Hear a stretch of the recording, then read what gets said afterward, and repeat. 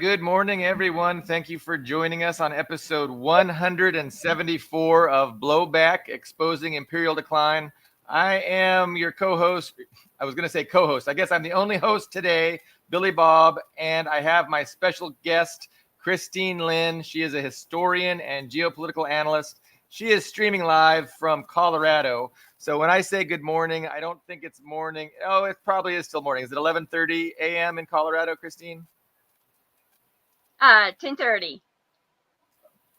Only an hour's difference from West Coast time. So thank you so much, Christine, for joining me. We have today a title. It's called Trump's Red Scare. And our title today was a little bit preempted by this big breaking news about the 28-point, peace plan that, by all reports, was negotiated between the United States and Russia behind the scenes. And now Trump is allegedly trying to, get Ukraine to accept it.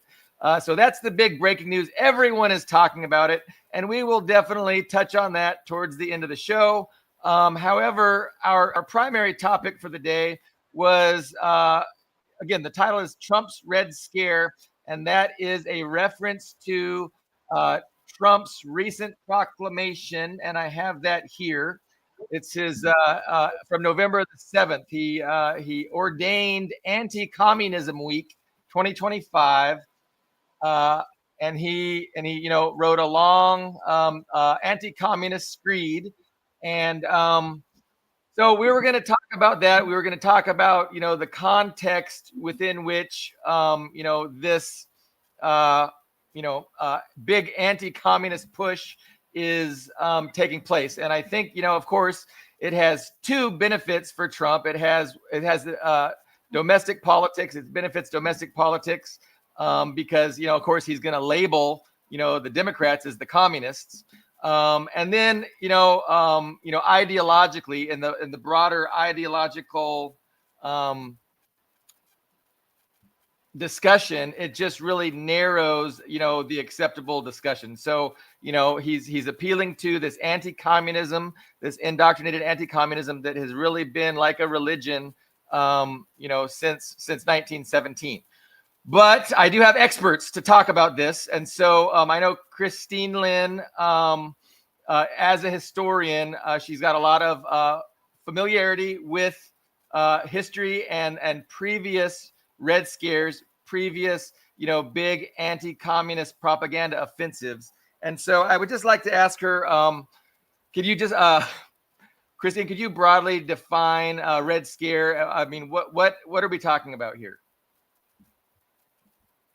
Well, certainly. And in regards to the proclamation that Trump made, Anti-Communism Week, I would like to say my first impressions when I read that proclamation was it struck me that when people read it, if you simply substitute the word capitalism wherever Trump used the word socialism or communism, then it becomes a completely true statement. And I was a little bit amused at it because he said things, I substituted capitalism. And I think he said something like, well, I say using capitalism is one of history's most destructive ideologies.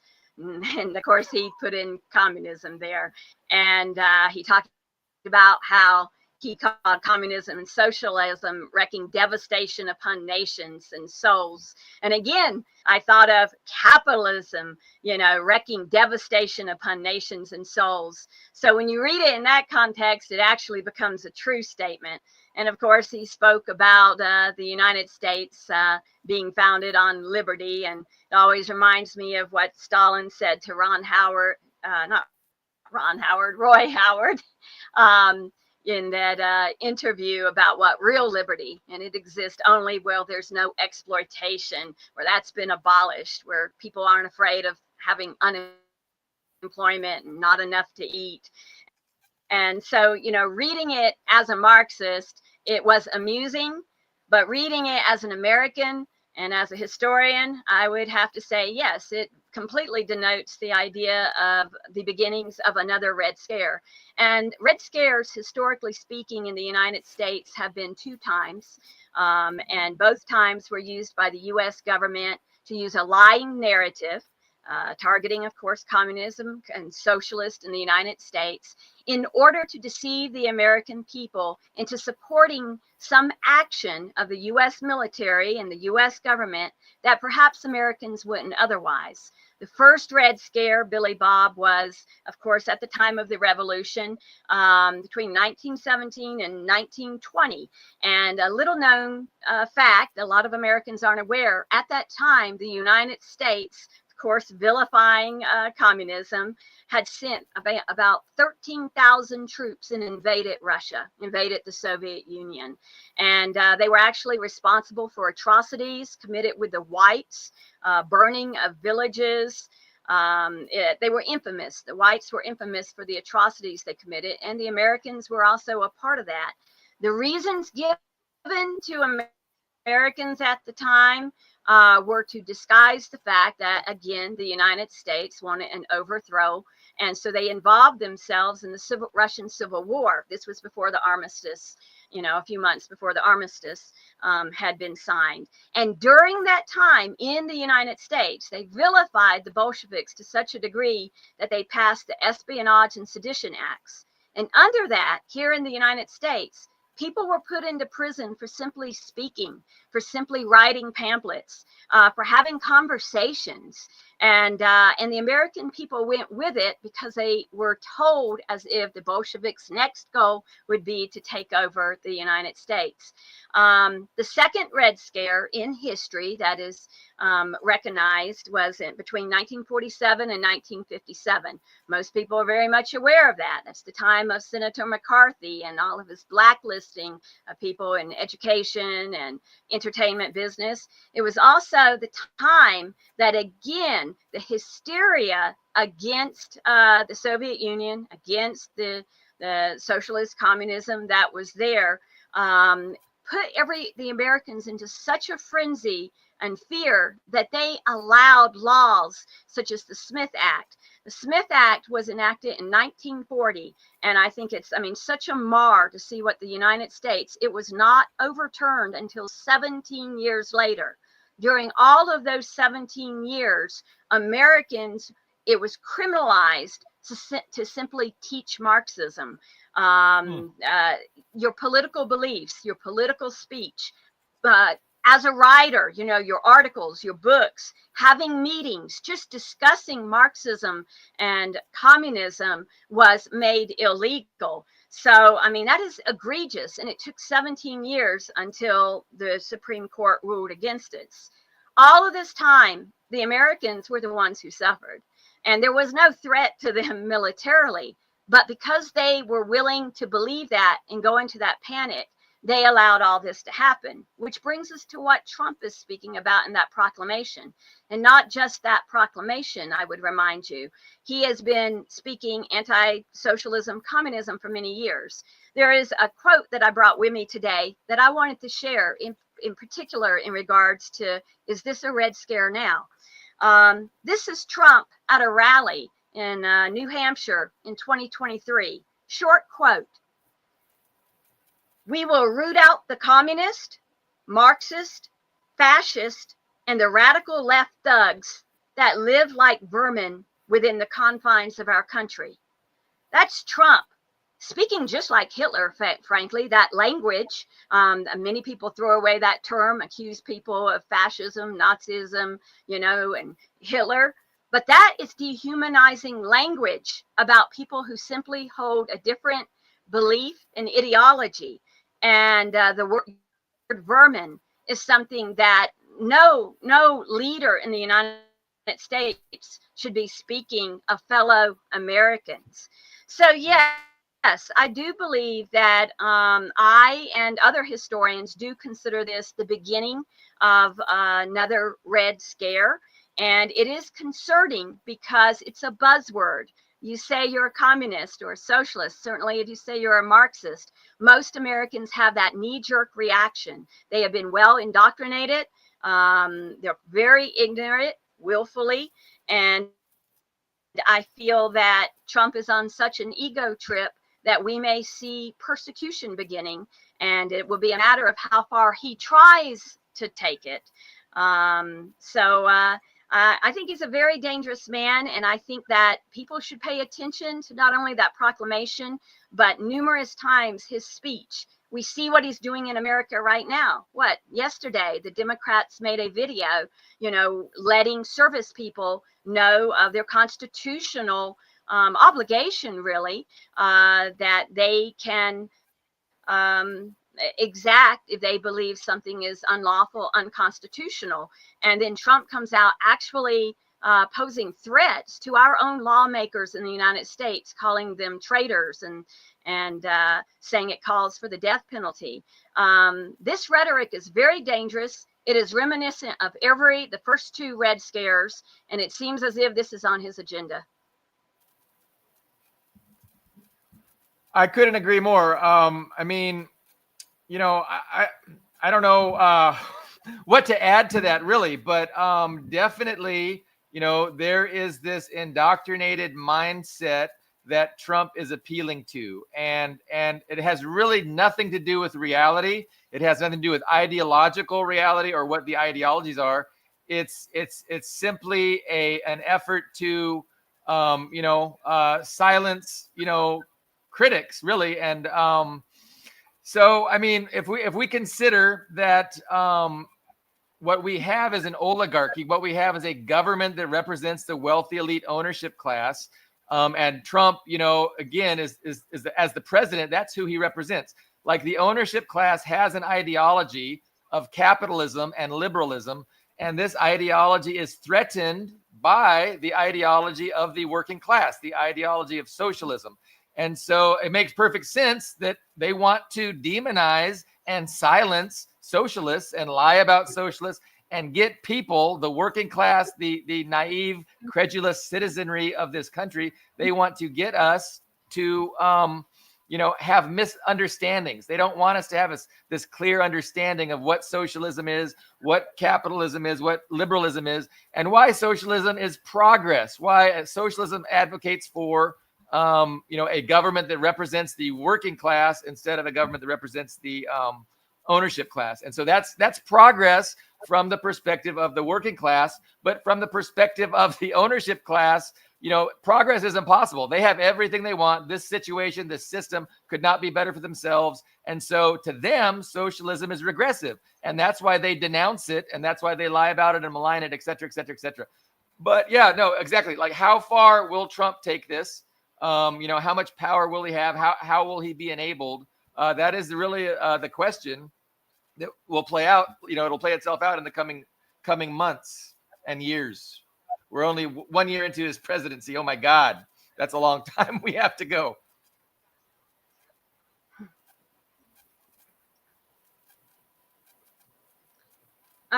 Yes, 2 points there. First of all, I feel that this focus, whenever he pulls out the buzzword of socialism and communism, is because he's a very fearful man.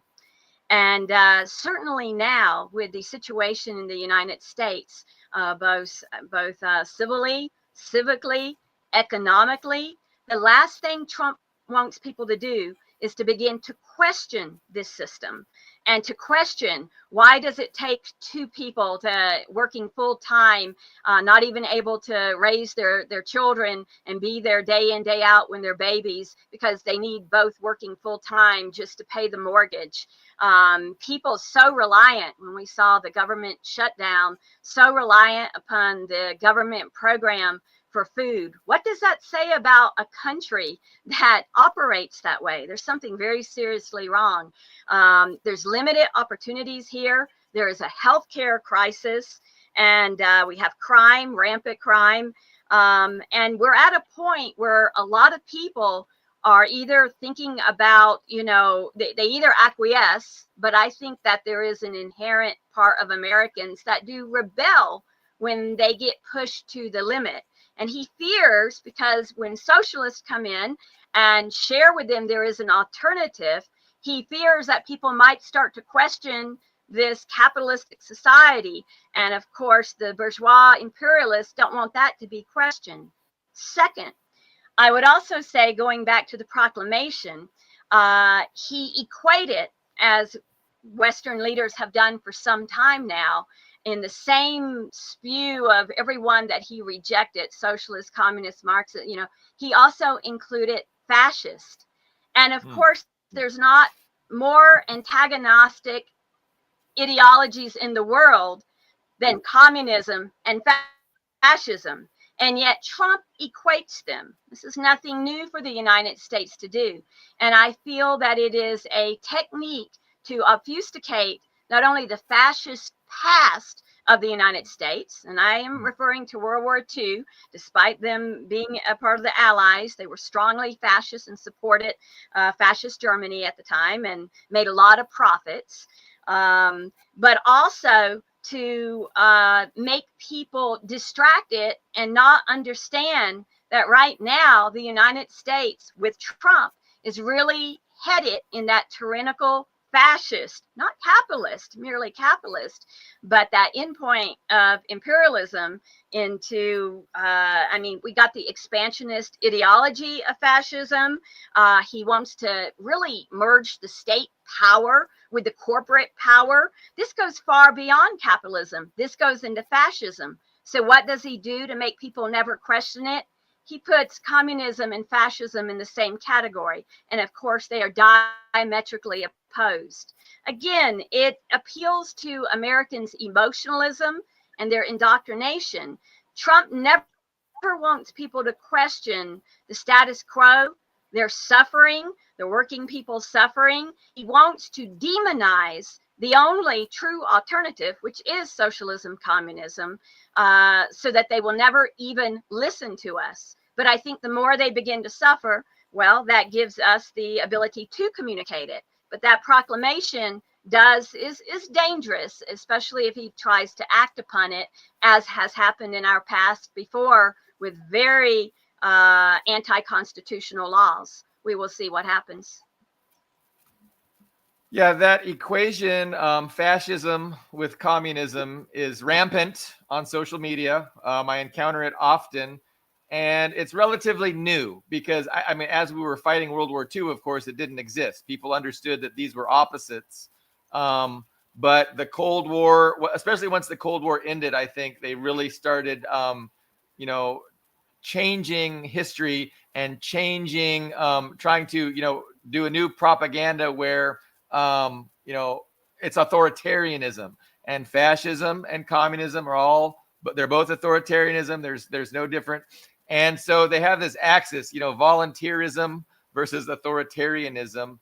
And again, this is just another mindless deviation from objective reality, material reality, which it involves actual economic relationships and how do people relate to the means of production. That's the fundamental material basis for reality. But they create this entire ideology. It's idealism, where it's just this axis of authoritarianism and volunteerism. And we want volunteerism. Capitalism is just volunteerism, Christine. That's all it is. Capitalism is just voluntary, and socialism is authoritarian. What more do you need to know? So they just, they fill people's minds with mindless nonsense, and that's what passes for discourse on social media, as I have noticed this morning, and for the past 20 years.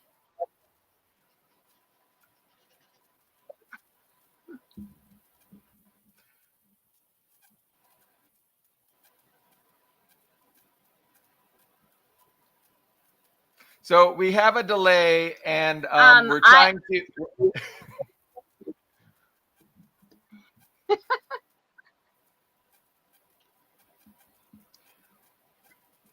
Go ahead, Christine. If you had something to say, yeah. Yes, we do have a little bit of a delay there, so we will cope with it. I find it interesting that Trump, he's always attacking in his aggression. But now we see, just like what he spoke against the video the Democrats made. Anyone who questions Trump, anyone who opposes him, even people who supported him, like we saw with Marjorie Taylor Greene, he comes out with the word traitor. But these words have definitions. She's not a traitor. And the Democratic lawmakers who made that video, talking to people in the military about unlawful orders, they're not traitors. They're simply sharing the facts as they are in the United States. But again, I go back to he's a very fearful man, and that makes him very dangerous. Anyone who challenges him, questions him whatsoever, suddenly becomes a traitor. But of course, under our law, that is a very powerful word. And as he likes to throw around, worthy of the death penalty. What kind of man do we have as president? I frankly believe that if you had Trump one-on-one and a reporter were to ask him when he least expected, could you define communism? Could you define socialism? Could you define Marxism? Frankly, could you define fascism or even capitalism? I don't think that the man could define any of them. That's what we've got as a president. And it also is the American people. They have been given this false, lying narrative about socialism, communism, and number two, true socialism, true Marxism, and communism with these, quote, social democrats, the various lawmakers with it, when, of course, as you and I know, they're very far away from actual socialism. But it is enough. Even the recent election of Mandami in New York, which seemed to really whatever good comes from that, who knows? I mean, that's for the people in New York City to decide. But again, he uses the buzzwords. And what happened there?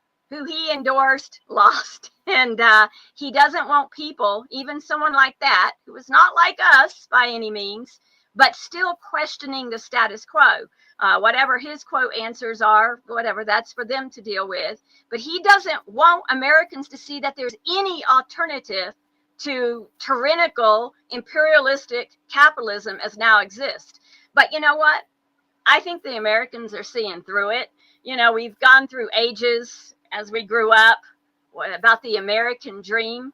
And I'm telling you, Billy Bob, right now, the American dream is to leave the United States. That's the American dream, is to leave. And I think a lot of people are realizing that.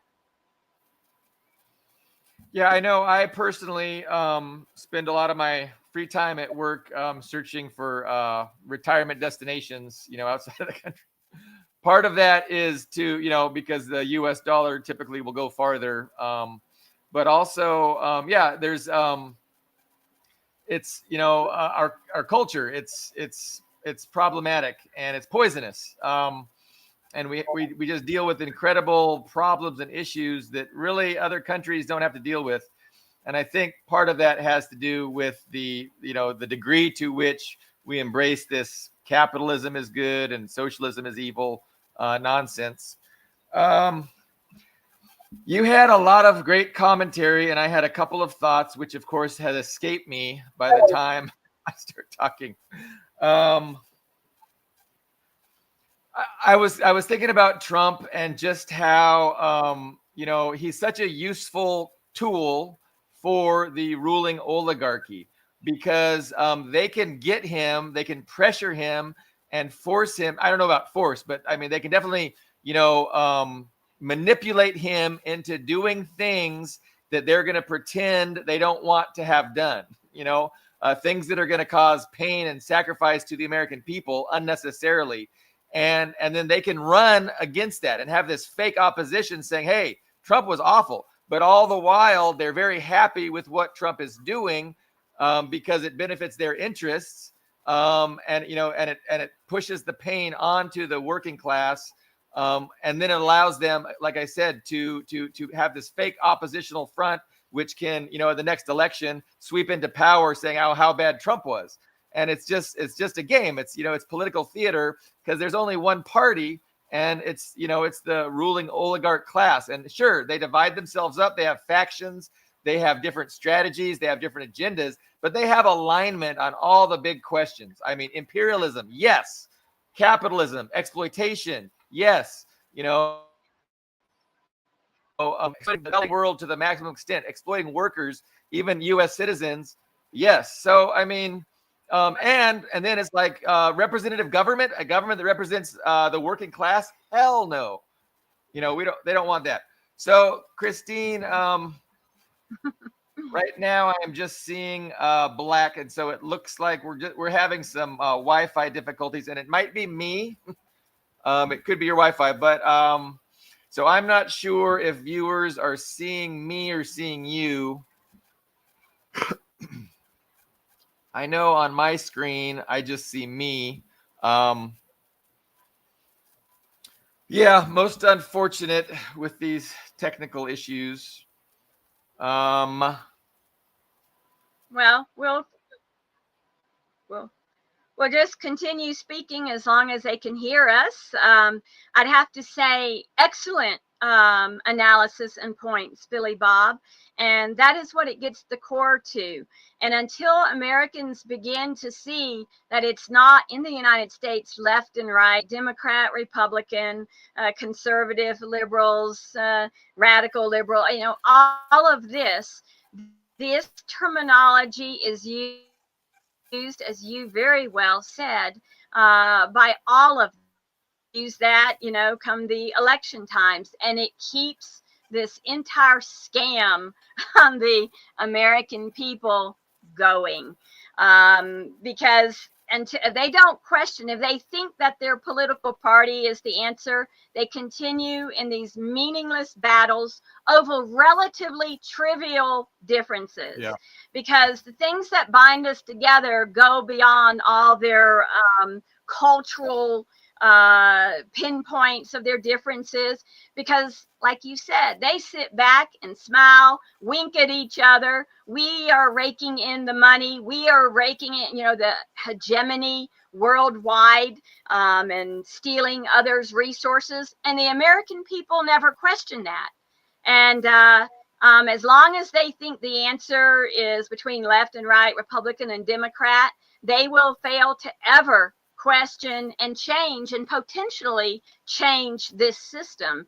And again, it goes back to Trump's fear, as well as the Democrats. And they both benefit from their little debates and conflicts, because nobody questions that all of them are making money off the blood of thousands of people around the world and off the oppression of the working people of the United States. You very well said that.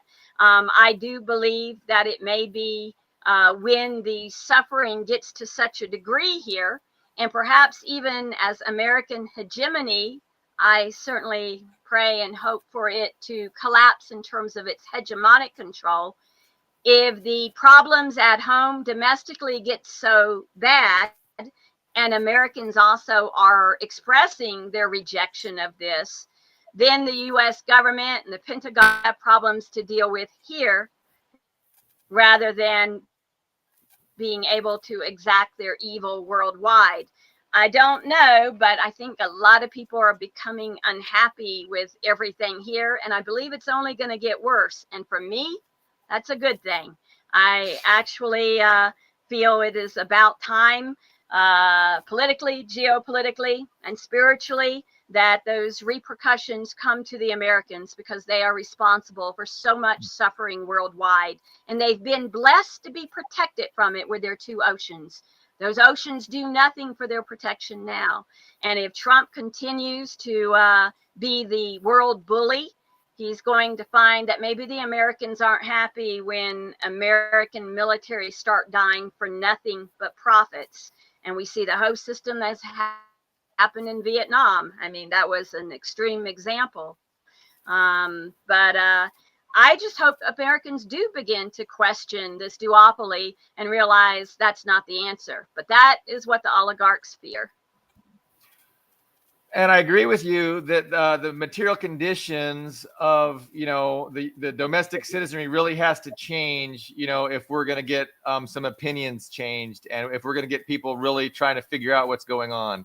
because history has shown that the ruling class's ability to placate the working class with even a modicum of crumbs, from their elaborate feast, just dropping a few crumbs is enough to keep people from not being revolutionary.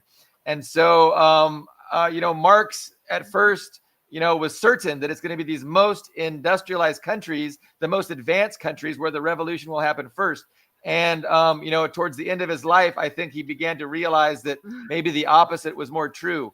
But at first, he definitely did not appreciate the degree to which the oligarchs can placate and, if not divide and conquer the working class in order to maintain, their oligarchy. But it's definitely that's what their fear is, that their global hegemony is on the decline, and that that'll result in material conditions changing for the negative, and that'll cause people to start really asking questions, tuning in, and caring. Whereas they don't have to otherwise, and they haven't had to otherwise. They've had the luxury of plugging into Hollywood, plugging into the NFL or sports, and just living their lives carelessly without ever worrying about what's actually going on. And so that luxury might come to an end if the material conditions change enough.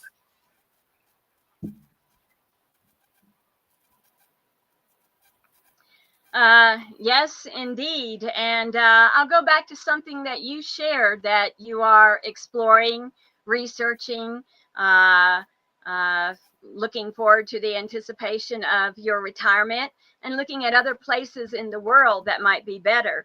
And I would encourage your viewers who are in a situation, and it doesn't take much, to look into that. And even if you're not near retirement is a good time, but even younger, and even if you're a young couple planning your life, maybe you're reluctant to have a child living in this society, if you can call it a society, hardly, the semblance of a society at this time. And when you look forward, you see things are only getting worse here. What do you have to look forward to? We're talking about debating food and health care. These are not matters that you have to think about in a considerable number of other countries. And I would really support your continued research, but your viewers.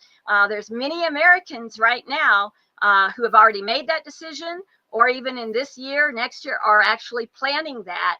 And it is becoming, really, as I said, the American dream to leave this country.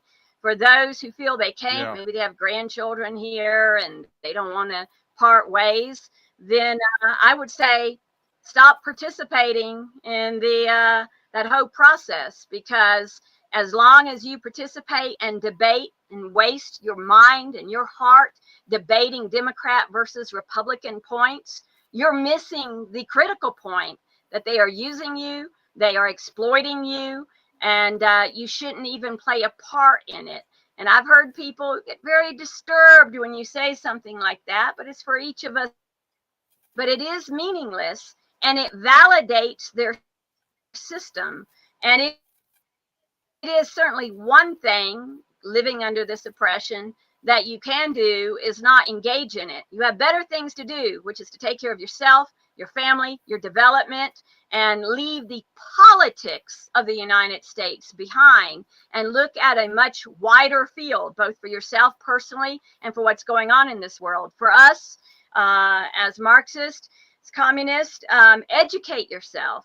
I remember Lenin was in one of his books stating about, I think it was one of the books for the youth, that it does not serve the cause unless you are really, truly educated in it, because it's not a matter of simply being aware of it yourself.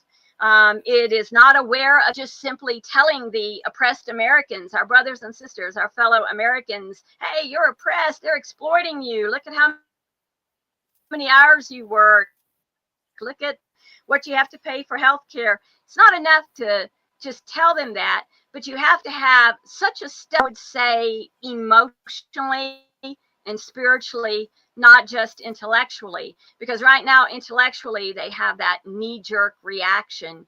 But functionally, though, going back to the topic, what we had this show about, I would say we are in a red scare, and I think that there may be actions taken on that, but I think that there will be a lot of backlash if that does happen. But it appears to me Trump is preparing that way. But for us, we should sit back objectively, observe, do not get upset or disturbed by it, because the truth is with us. And spiritually, I believe that the truth will prevail, both in this country and individually. You decide what is right for you. And for some, it's going to be to leave this place. For others, focus upon preparing yourself and your family for the very worst in this country. I am a firm believer in that. There was a relevant meme I saw this morning, and I wanted to read it. It's really kind of coincides with everything we're talking about. And so I don't even know who this person is on X. Their name is Tiberius. I wanted to give them credit. But what they said was the following: Western culture is almost entirely devoid of meaning at this point. Everything is designed to pacify, to keep us servile, or to misdirect our innate unhappiness towards other groups to prevent an uprising. That's it. That's Western culture: consumption, subservience, and prejudice. So yeah, who wants to remain in that kind of a situation? It's unhealthy. But there's several thoughts about, what you were saying. Obviously, I think that it's in the interest of the ruling class to placate to an extent, the domestic population. Not all of the domestic population, but some of the domestic population. So they have to insulate us to a point and protect us from the, from the fallout that is likely going to get worse, as they escalate this global war against Russia, against China, etc. But they have to make sure that everybody else feels a lot more pain than the American people do, or they know that at that point they've lost us, and we're gonna there's gonna be an uprising. So they don't have to do a lot, for us, but part of me feels that there's this need from their perspective to insulate us to a degree. But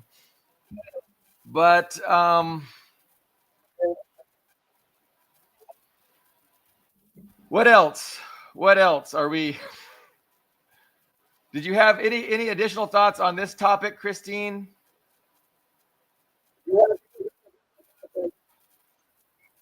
I think that we have covered it very well. I would just say that I don't think people are going to question it until they have suffered a lot more. But even then, I seriously wonder about the majority of Americans. They seem to lack, most of them lack critical thinking skills. They are prone to emotionalism, and thus, as you very well said, can be distracted by their sports and regardless of their lives. And but I think that, as people like to identify in this country, left and right, I think the majority are becoming unhappy and disgruntled, and that is good. That is always the seed. But yeah, I think that we have covered this well. Perhaps we might like to explore the breaking news today, as you shared at the beginning of the program. Okay. Yeah, it was kind of a surprise. I think I might have woken up on Telegram to this idea that Russia and the United States have been working jointly on a 28-point peace proposal, and the narrative that the media is sharing with us, and it sounds like a sound narrative to me, is that the United States and Russia are in agreement and are wanting to implement this 28-point peace plan, but it's Ukraine and the EU that are reticent, and Trump is going to have to put leverage and pressure on Zelensky to agree to the peace deal, really. And so, to me, I think that's a believable narrative. A lot of people question that narrative, and it's interesting just to see the early thoughts from people on social media. But do you question that narrative, or can you agree with that basic premise that Russia is on board, the U.S. is on board, and both are going to try and pressure the Zelensky and the EU to accept it? No, no, I do not. I read what they are saying are the leaked 28 plan, that was presented to the Ukrainians. True or not, let's accept it for the sake of this discussion that was it. Number one, since this program has begun, just before it, I believe that the Ukrainians have already stated, I think at the UN or earlier today, a full rejection of Trump's 28-point peace plan. Number two, I would remind you, Billy Bob, that although Trump has presented it as if this is the peace plan that he and Vladimir Putin, the Russians and their envoys had come up with, we don't know that to be a fact at all. Remember, consider the source. It's coming from Trump. Yeah. Putin, Peskov, the foreign ministry, none of them have said that this is a peace plan that we as Russians have agreed to. The Russians have not said that. This is something Trump is putting out there. And I would say there are elements in it, certainly, that address Russia's concerns, because everything that Russia said it would achieve by the special military operation will be achieved. I believe that. I do not think that it is going to come from a piece of paper. It would be good, of course, if we could end this. But again, that 28 plan, do not mistake the fact that Trump says it's something written with Russia, that Russia has agreed to it.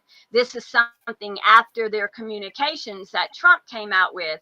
And I would suspect that it is something to serve Trump's interest. First of all, when you read it, it would benefit the United States capitalist incredibly. It would make Russia supposedly give up hundreds of billions of their foreign investments to the United States and Europe to build Ukraine. It also focused upon bombing, I think, if I don't have it in front of me, of just two cities like Moscow, St. Petersburg or something. No, there cannot be continued attacks whatsoever on Russia. I think it also included something about Russia paying a, quote, kind of like a rental for the area, the Donbass. It sounds very questionable. This is Russia now, Russian territory. And I would also say militarily, Russia is advancing so well. Kupiansk has now been liberated. It appears Odessa, there's more attacks there to perhaps liberate Odessa. And the best ending to this, considering all of the bloodshed and the death of Russians and Ukrainians alike, seems like it's going to be had militarily, not through some peace plan. But Trump presenting this to Zelensky, and Zelensky, of course, as could be expected, rejecting it entirely, serves the purpose for Trump and his, his little image of himself like he's a peacemaker. Now he can say the Ukraine rejected it. I tried. And then, because he sorely wants business with Russia to return and be restored, and of course it would benefit Russia to have normalization, perhaps the U.S. and Russia can then go on without a peace plan per se. I just strongly suspect it will not end with anything like that. This particular plan, the Russians have never said they've agreed to. It certainly shows the U.S. diplomacy finally recognizing some of the key Russian points, but it has already been rejected, regardless of what it was. And Russia has never said that this is a plan that they have agreed to. I just think it has elements of it. It helps Trump's image. And now he may be able to extricate himself and save face and act like this wasn't his war, even though it was, and proceed to perhaps normalize with Russia. And let Russia finish it militarily. And it does still appear that it will be finished militarily. Yeah, no, I really think that's a great analysis, of course. The only thing I just differ with, I know we haven't had any official statement from Russia, but it's hard for me to believe that Trump is serving any kind of self-interest by lying about that if Russia's going to come out and say no, we never had anything to do with it. So but to your point, I mean, it could be a way of making Trump look good because he is now looking like the peacemaker, and now he's got Zelensky being the anti-peace person, refusing the deal and being irrational and a warmonger, and so he can marginalize Zelensky, and that's all great. But again, I mean, that doesn't preclude Russia from agreeing to this plan. On the other hand, though, I do agree that a lot of Russians are probably unhappy with the contents because they're feeling after, hundreds of thousands of special military operation deaths that, Odessa needs to be liberated. And, Ukraine ought not to have access to the Black Sea. And I totally support and agree with those sentiments. But ultimately, I'm going to trust the leadership. I'm going to trust Putin to know what is best for Russia. And after Minsk 1 and Minsk 2, I don't think it's within the realm of possibility that he's going to tolerate Minsk 3. And so anything that he's willing to agree to, I have confidence is going to be a good deal and will ultimately work for the benefit of Russia and humanity. But I think it's possible that Russia negotiated these points knowing that they would never be accepted. And so they were willing to do that for the PR purposes and to show the world and to change the dynamic, instead of Russia's the aggressor, it's obviously Zelensky that's the problem. He's the intransigent one and the EU. And so I could definitely see how Russia worked with Trump to roll this out. But if that is the case, I don't know what the point is of distancing Russia from the process. Like why say, no, Russia hasn't agreed to this. So to me, I'm happy to say I think Russia has agreed to this. And it was either for two reasons, because it's a fair, just peace, or because they knew Zelensky would never be able to concede to it.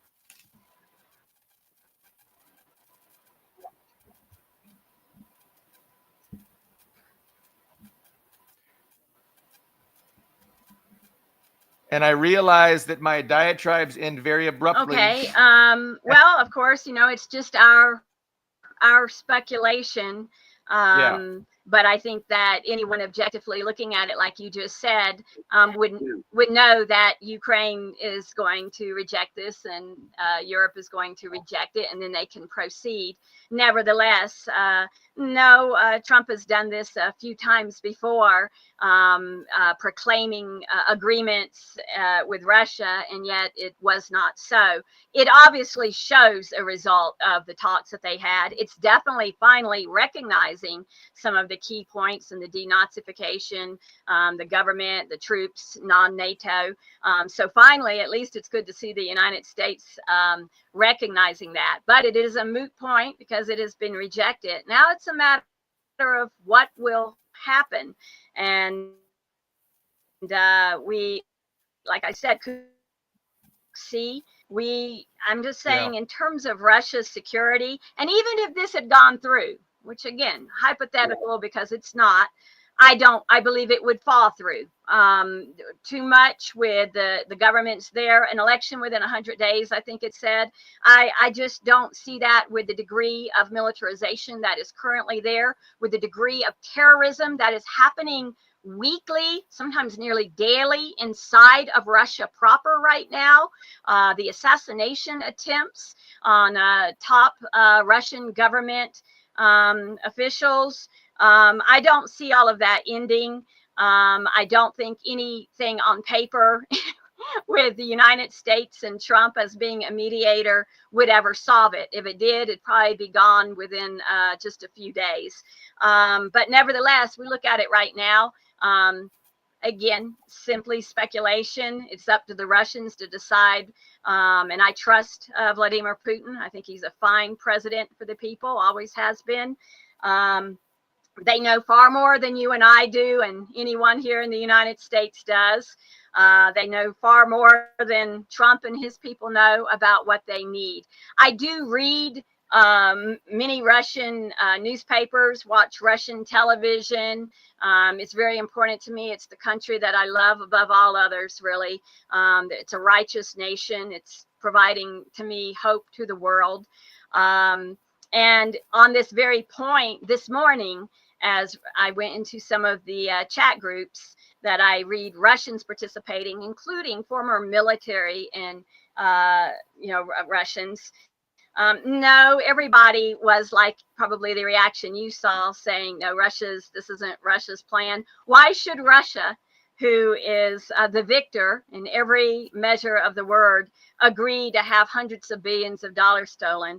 Why would they agree, to paying them and having investments 50% return to the United States? So Russians are speaking about that. But again, I've never felt it's going to be solved diplomatically, sadly.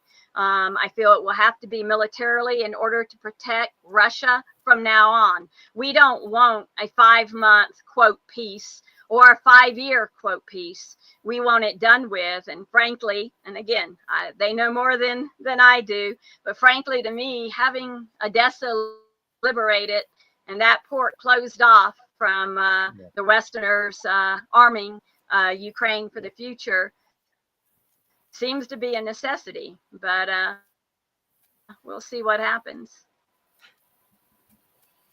No, I agree totally with your analysis. It is nice and enjoyable to see, another split between Trump and Zelensky. That's got to put Zelensky in a very awkward situation. The Europeans can't be happy about it. But yeah, what will it ultimately really mean? Maybe nothing. And so it'll be interesting to watch it play out. And yeah, no, I agree. Odessa is super important. How can you trust that the Ukrainians are going to, even if they do agree and say yes, we will, by implementing and making sure that they're not doing all kinds of nefarious things, in preparation for, another war of their choosing when they feel, ready. So yeah, it's very interesting, very topical news item. I mean, everybody is talking about it. I know Danny Haifong is going to have Scott Ritter later today discussing this very same thing. So what else, Christine? What else do we want to talk about? We've hit many topics.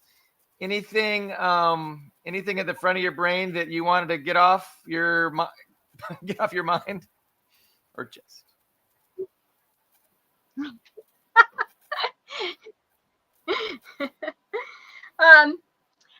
I would that's quite an open. I would encourage, and I think that this is a good point of why you and I have these conversations, why you have a show on Imperial Decline, is that every single one of us take what you learn from Billy Bob or from me and from the discussions that you have on Facebook, and be quite bold in sharing that with others.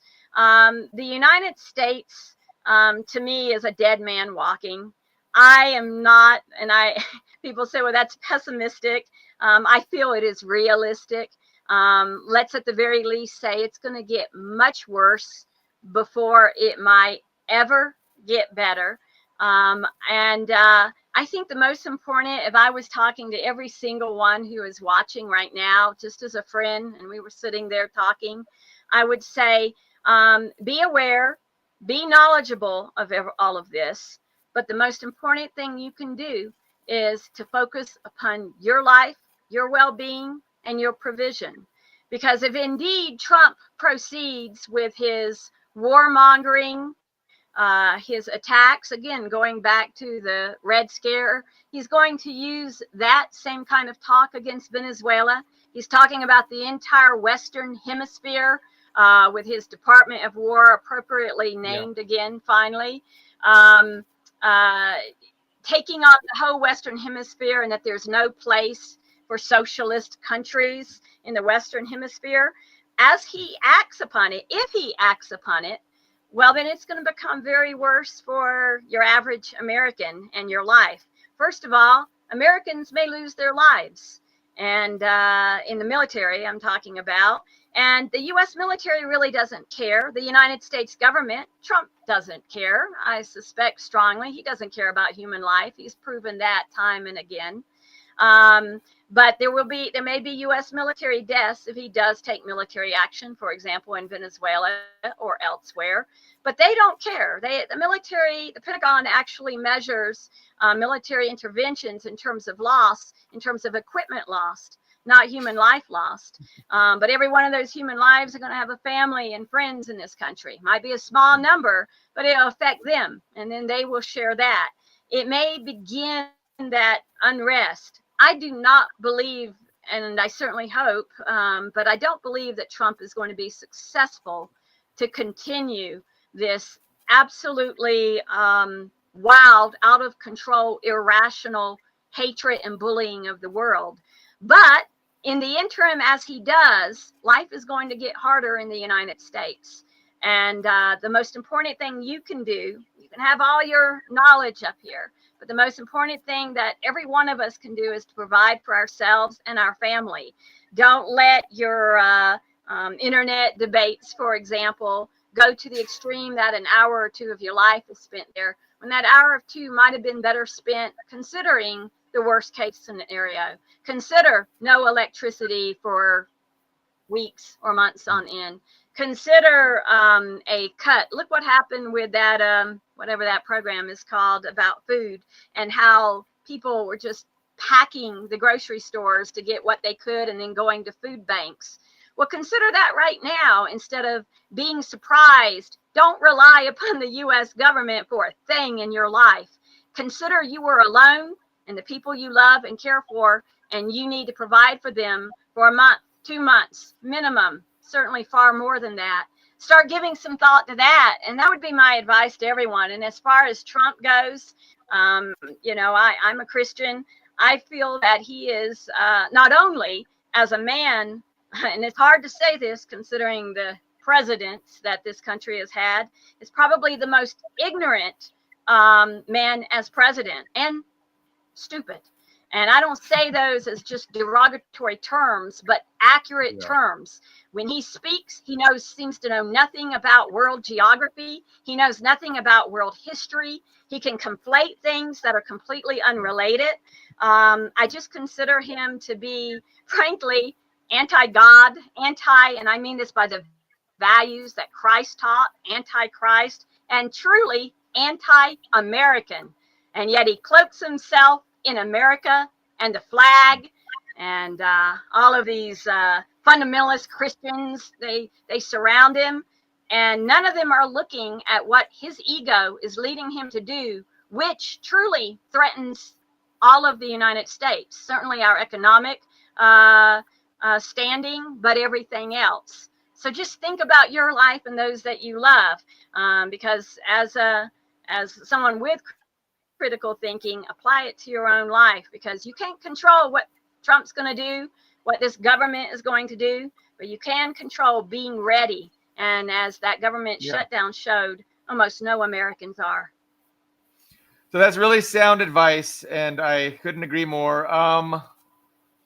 The thing that is most stimulating to me is just how people process what is going on. How they rationalize it, how they perceive it. And, I think a lot of Americans don't really even think about it or consider it.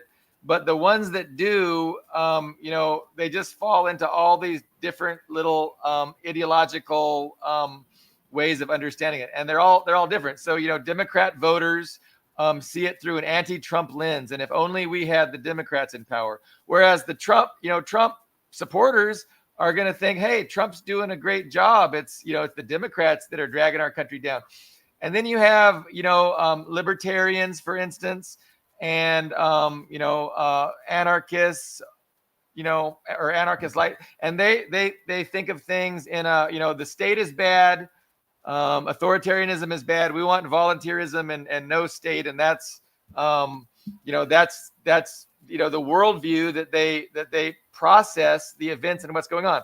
And then there's liberals, liberals who are unhappy with the illiberalism of Trump, and they like, well, we need to be more liberal.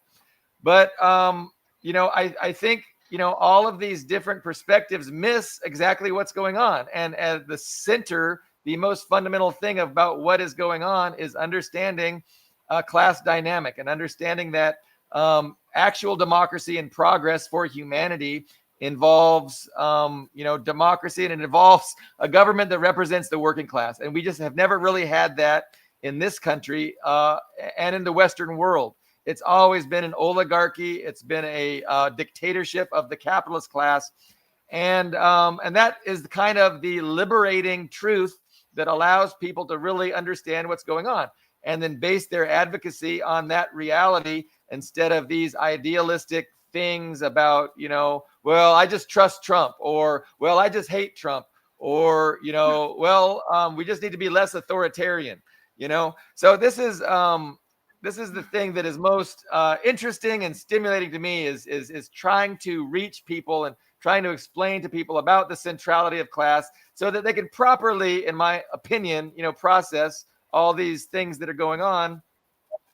But it's a struggle, and then you can beat your head against the wall because people aren't really open to new information or to questioning what they believe and why they believe it. Everything's a debate about winning and not really about finding out what is true and correct. But we plan on, me and you, Christine, every other Friday, we're going to convene our 2-person roundtable. And hopefully, we'll have a number of shows going forward, always, with specific topics, but it's going to be free ranging and we're going to go any direction we want, like we did today. Is there any final thought? Or I don't even have to say final thought. I mean, if you want to talk for another 50 minutes about anything, I'm more than happy to. But I know we've been going about an hour. So what are your thoughts? Just one, per what you were just saying before your wrap up. Yes, the American people have ceased to think of themselves in classes. And unless they will always go to their preferred political candidate as if there's an answer, instead of seeing really there's just 2 classes. There's the ruling class, and then there's the rest of us.